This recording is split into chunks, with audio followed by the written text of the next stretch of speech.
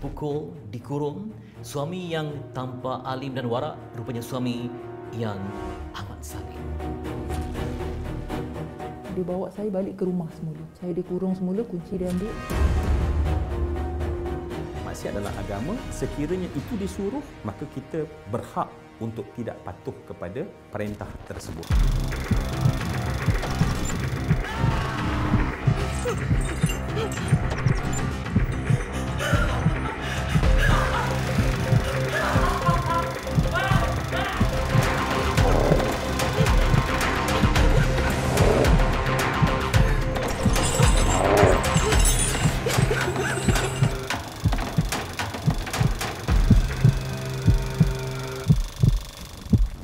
Semua orang mahukan yang indah dalam perkahwinan. Kerana perkahwinan itu sebenarnya terasa indah. Kitab terbaru, hidup berdua. Siang tersenyum, malam ketawa manja. Namun tak semua yang senyum dan ketawa. Ada yang menangis semalaman dan duka berpanjangan.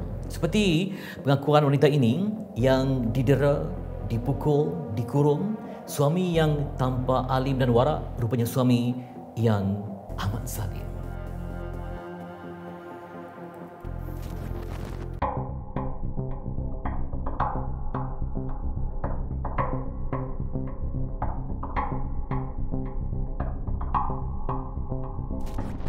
Baik, Mimi menceritakan bahawa Mimi telah lama berpisah dengan suami, lebih kurang 15 tahun yang lalu. Baik, ketika awal perkenalan, adakah Mimi menyangka bahawa suami adalah manusia yang sekejam itu, Mimi? Memang saya tidak pernah menyangka. Sebab setiap perkahwinan, awal perkahwinan kita mesti akan mengharapkan kebahagiaan. Tapi bila keadaan itu sebaliknya, memang hancurlah hati saya. Okey, mengikut firasat Mimi, suami ini digambarkan sebagai seorang yang warak, yang beriman. Jadi memang itukah watak yang memang Mimi idamkan selama ini? Okay, pada masa satu ketika dahulu saya pun seorang yang free hair. Jadi saya tak terlalu titik beratkan benda-benda yang ni. Saya pun ke arah yang mungkin boleh saya katakan sebagai jahil lah dulu . Jarang solat pun kadang-kadang dulu, pada masa dulu lah. Tapi kalau untuk perkahwinan, bila kita semakin lama, kita semakin banyak jumpa orang, kita mengharapkan sesuatu yang berkekalan. Jadi berkekalan tu ke akhir hayat, ke akhirat, bukan dunia saja. Jadi bila kesedaran tu saya sedar apabila saya sudah beberapa tahun rumah tangga dengan dia. Jadi saya rasa macam agak terlewat untuk saya di awal perkahwinan tu untuk mengenal dan mengharap sesuatu yang sepatutnya saya harapkan sekarang. Yang maksudnya yang indah lah, yang betul-betul membawa saya ke syurga. Baik, bila Mimi melakukan perubahan dalam diri untuk jadi muslimah yang lebih baik, isteri lebih baik, jadi adakah waktu itu suami senada kerana keluarga, sahabat rapat melihat suami Mimi sebagai seorang yang alim, yang warak, Mimi? Sememangnya saya agak sukar untuk kongsikan benda ni. Tapi sejujurnya saya kena kongsi benda ni supaya keadaan ni nampak lebih jelas . Kadang-kadang apabila seseorang tu kita mengagungkan dia, contohnya macam saya, isteri dan suami dan isteri pada mata kasar kita akan anggap okey, apa saja yang suami minta, apa yang suami buat, apa saja yang suami kata ni kita kena patuh. Walaupun sebenarnya isteri saja yang tahu ada perkara-perkara yang terlarang di dalam agama.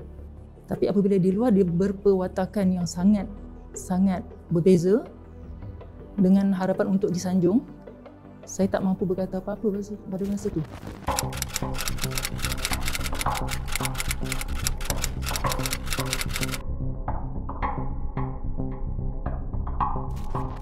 Ya, jadi apa bentuk hipokrasi yang wujud dalam perkahwinan ini? Okey, dalam perkahwinan saya ni sebenarnya kami berkahwin bukannya atas paksaan. Kami berkahwin dua-dua pun masing-masing tapi pada masa tu rapuhnya iman masing-masing. Berkahwin bukan fikir kerana akhirat. Berkahwin tu just kerana okey lah, kahwin kan. Pada masa itulah. Jadi itu yang kurangnya ilmu agama, kurangnya iman masing-masing, fikir perkahwinan tu tak perlu ada batas. Okey, batas yang dimaksudkan saya boleh sampaikan kat sini. Contohnya okey, kalau suami nampak isteri pakai seksi dia merasa bangga sebab sepatutnya suami nampak isteri pakai seksi dia akan merasa malu. Orang lain pun pandang juga. Dan side saya pula, saya merasa janggal dan merasa tak selesa bila orang pandang saya berpakaian seksi, tapi saya terpaksa buat begitu kerana dia pernah berkata pada saya, kalau you tak pakai seksi, jangan keluar dengan I. Jadi saya takut sangat dia akan pandang pada orang lain. Jadi saya minta maaf lah di atas kebodohan dan kurangnya ilmu, ceteknya ilmu agama saya pada masa tu. Saya pun pakai seksi. Masalahnya saya fikir untuk dia. Tapi saya tak fikir orang lain tak pandang ke. Orang lain pun bagi sama dosa dekat saya juga pada masa tu. Jadi tu antara yang sikit lah. Kalau nampak benda tu macam ringan. Bila masa berlaku perubahan untuk menuju ke arah keimanan tu, atas dasar Mimi dan suami ke, ataupun masing-masing ada kesedaran, ataupun apa yang berlaku sebaliknya?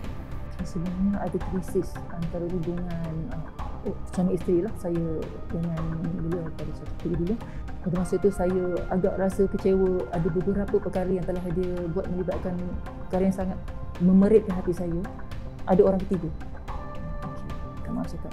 Tapi side saya ialah keadaan tu agak berbeza sebab apabila ada penafian kat situ, sampailah adanya bukti-bukti yang saya sendiri dapat, hadis, gambar dan sebagainya yang saya sendiri tak nak ingat kalau boleh, tapi saya takkan boleh lupa benda ni sebab saya nampak sendiri. Contohlah ya, sebagai seorang perempuan, saya cuma nak semua gambaran tu bayangkan ya, berada di tempat saya, melihat dalam hadis video tu ada date ya. Kan, kalau di mana-mana ada date. Kita melihat suami kita dengan perempuan lain meminum minuman keras, maaf cakap ya, daripada memakai baju, duduk di atas kerusi, sampailah tanpa seurat benang di atas katil dan sampai habis. Okay. So, saya boleh tengok benda tu sampai saya rasa saya menggigil. Jadi kita buat sesuatu macam contoh, kalau kita betul-betul percayakan suami kita nak bawa dia ke arah yang lebih baik, kita cuba tegur. Okay. Salah satunya saya buat. Saya pernah tegur dengan dia, boleh tak kalau I tak pakai seksi macam you bagi. Tapi sikap tu bukan kita boleh ubah semua orang kan, sebab benda tu mungkin dah dalam diri dia dah sebati. Itu satu perkara. Perkara lainnya apabila, maaf cakap, suami yang meletakkan tangan pada isteri itu bukan suami yang baik. Saya confront dia, tapi saya cakap cukup lembut dan cukup baik. Saya ingat saya bukan itu seorang yang menjerit-jerit tak tentu pasal, macam kita pun ada akal kat situ kan. Kita nak benda tu jadi baik. Bila saya tanya ni apa, kenapa begini dan sebagainya lah. Jadi saat dia tak terima, lepas tu naik tangan sehingga menyebabkan kecederaan kekal di mata saya. Semasa dia melibas tangan dia kat muka saya tu, dia pakai cincin. Kebetulan cincin kahwin tu terkena betul-betul kat mata kanan saya dan sehingga menyebabkan kecederaan yang kekal di mata saya sehingga sekarang. Jadi itu menyebabkan saya dah rasa saya dah hilang kesabaran dan saya memfailkan perceraian.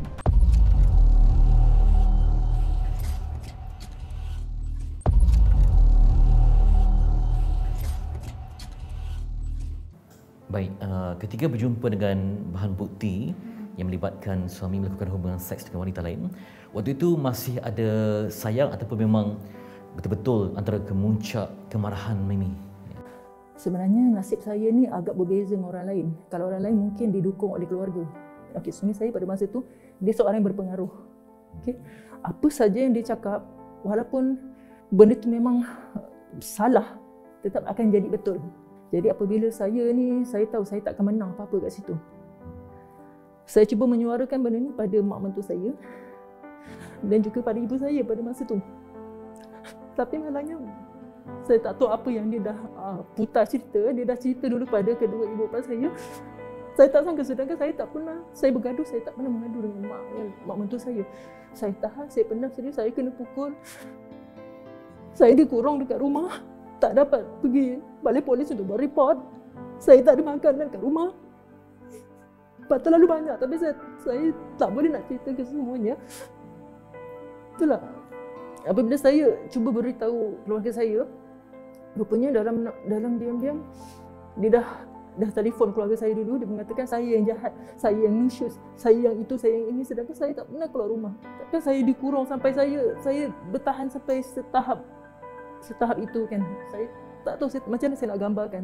Tapi begitulah keadaan saya. Nasib saya tak sebaik seperti mungkin ada orang lain yang membina, keliling yang membina.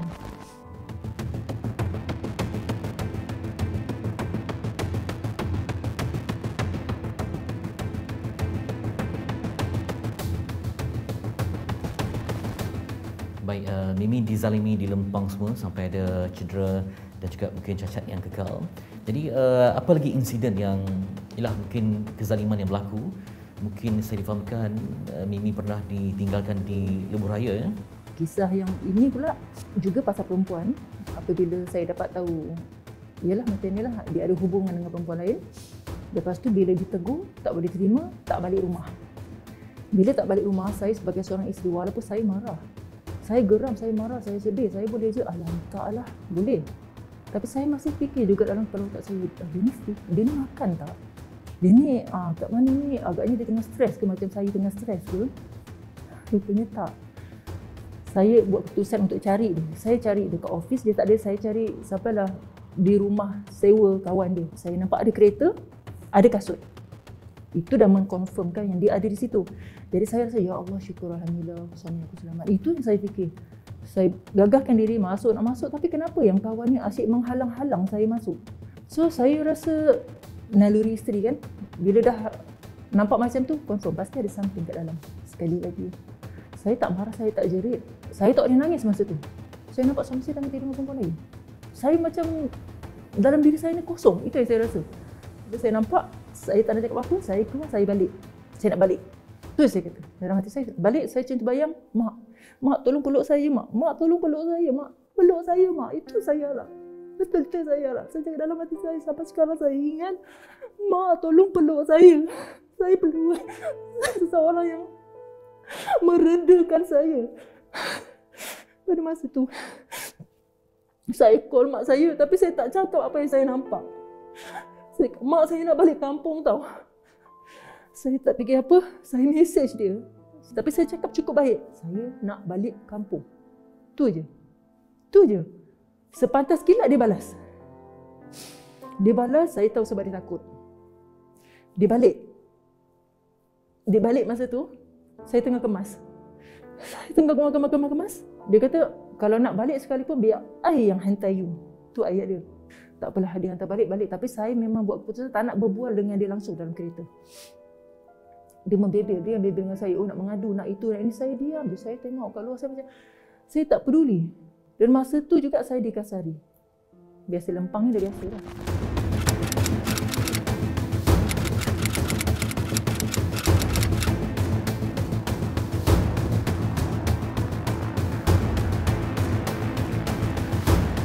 Jadi masa dalam kereta tu, saya diam. Bila dia pukul saya menjerit. Itu masa pertama kali saya jerit, berhenti. Saya minta tolong berhenti kat tepi jalan. Saya keluar kereta, dia berhenti tepi. Saya keluar kereta, dia tinggalkan saya. Saya tak ada IC, saya tak ada duit. Saya cuma ada handphone. Nasib baik saya letak dalam poket. Masa tu lah baru saya betul-betul call mak saya. Mak, tolong saya sekarang kat tepi jalan, saya tak tahu kat mana. Jadi saya cari tempat berteduh. Saya nampak ada satu laluan motor, macam divider macam ada satu ke bawah tu laluan motor. Jadi saya fikir, oh mungkin kat sini saya boleh berteduh sekejap. Saya telefon mak dia. Saya telefon mak saya. Rupanya mak saya usaha telefon dia, suruh ambil saya balik. Saya telefon mak dia. Saya cakap, ibu tolong ibu, saya kena tinggalkan dengan anak ibu kat tepi jalan. So mak dia marah, tapi kena call yang sana lah. Dan saya tak kacau. Saya letak telefon, saya tengah fikir apa tempat yang saya nak sembunyi. Tapi saya rasa menggigil sangat bila masuk kat lorong tu. Saya berdoa je, ya Allah tolong lindungi aku, ya Allah. Dekat bawah lorong tu, saya nampak banyak sangat bekas-bekas kosong injection.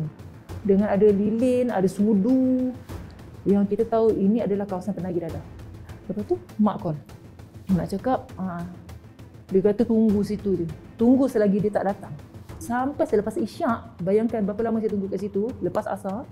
Sampai lepas isyak, baru kereta dia datang, saya nampak ada kereta dia. Saya berkejar ke sana. Sebab saya dah penat sangat, saya terlalu penat. Saya tak boleh masuk dalam kereta boleh jadilah. Saya masuk dalam kereta. Terus saya terfikir, dia boleh tak ada rasa bersalah apa-apa. Dia diam 1000 bahasa dan dia bukan bawa saya balik kampung. Dia bawa saya balik ke rumah semula. Saya dikurung semula, kunci dia ambil. So saya rasa ketawaran hati saya tu dah melampaui batas dan saya rasa apa keputusan saya buat iaitu memfailkan penceraian tu, itulah ada sisi lain sebenarnya. Mungkin orang akan pandang penceraian tu satu kegagalan. Tapi pada saya, tidak. Penceraian tu sebenarnya adalah membantu pada kes-kes yang seperti saya. Okey, baik. Lama bertahan ya.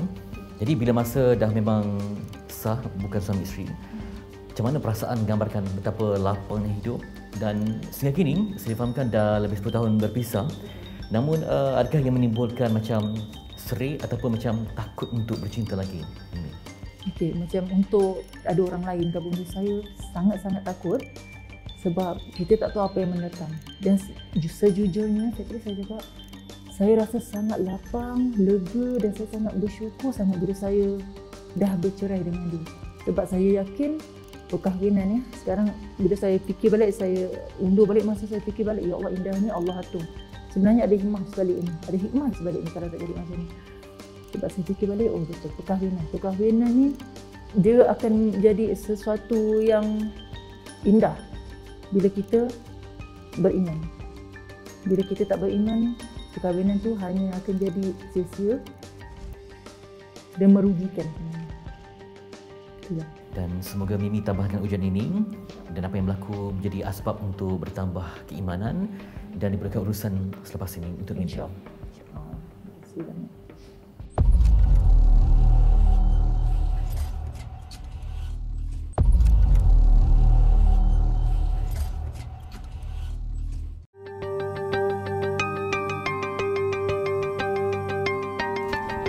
Hidup ni dia kena ada peraturan dan peraturan yang tertinggi ialah peraturan Allah, disebut syariat Allah.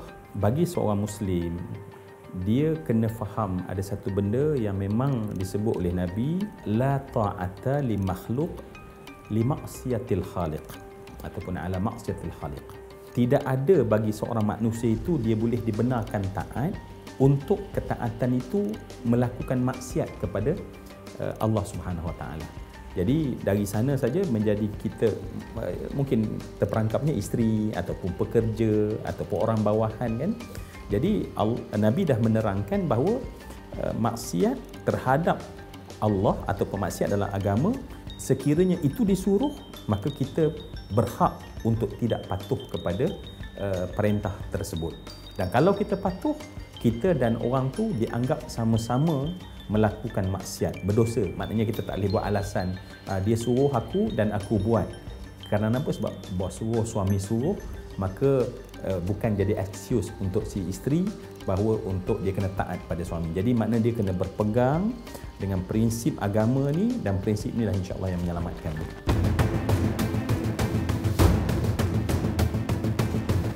Rumah tangga dia punya tujuan dia adalah untuk memupuk perasaan kasih sayang, melahirkan sakinah, ketenangan dalam hati kedua-dua pasangan, suami dan isteri. So tu dia punya prinsip asal. Kalaulah sekiranya tiba-tiba menyakiti, menganiaya, pasti perkara tersebut sangat dilarang oleh agama. Dan Nabi sendiri pun antara perjuangan Nabi adalah supaya para sahabat itu, mereka itu tidak menyakiti pasangan. Jadi kalaulah orang yang kita tak kenal kita iniaya, itu dianggap dosa. Orang yang bersama dengan kita dan kita iniaya pasangan kita, itu jauh lebih besar dosa dari Allah Subhanahu Wa Taala.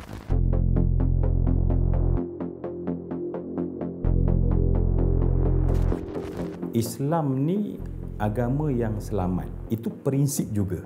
So maknanya sebarang perkara agama tu, ajaran dia mesti membawa pada keselamatan.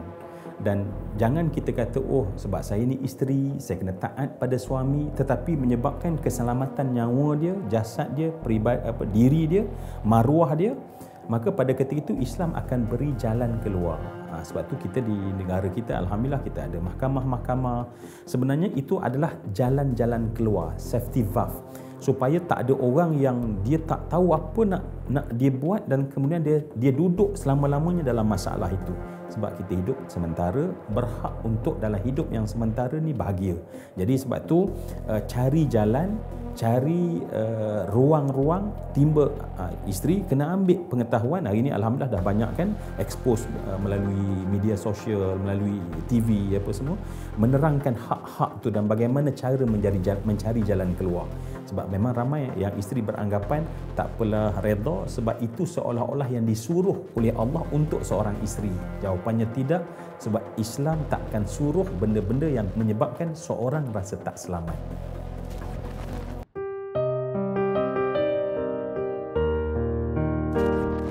Manusia dia ada kekuatan dalaman lah, yang di sana kita panggil sabar ya.